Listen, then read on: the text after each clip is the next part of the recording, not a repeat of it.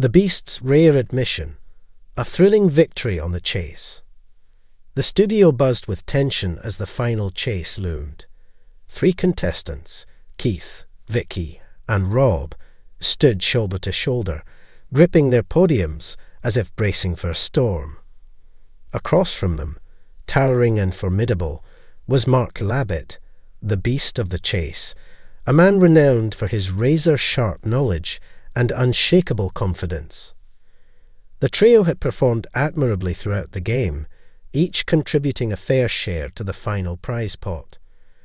Linwyn, their 4th teammate, had not been as fortunate. She had been swiftly caught by the beast after accumulating £6,000 in the cash builder. Rob had fared better, bringing home £7,000, while Vicky added another £5,000. Finally, Keith had secured an extra £6,000, rounding the total to a respectable £18,000. Now, with a score of 23 in the final chase, they had one last hurdle to clear. Bradley Walsh, ever the charismatic host, glanced at their total and nodded approvingly. "That's all right. Not too bad," he mused.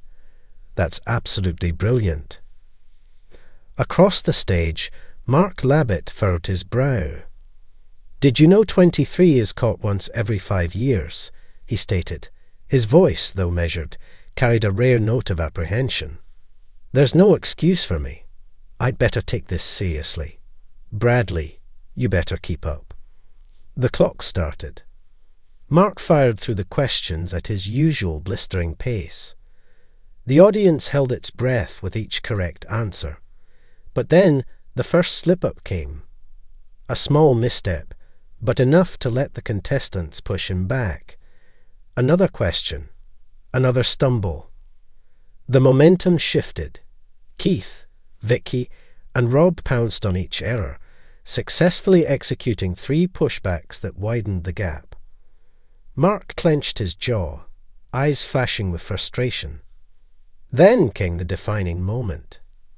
Which pop star from Wales was born Gaynor Hopkins? Mark hesitated, a beat too long. "Shirley Bassey," he guessed.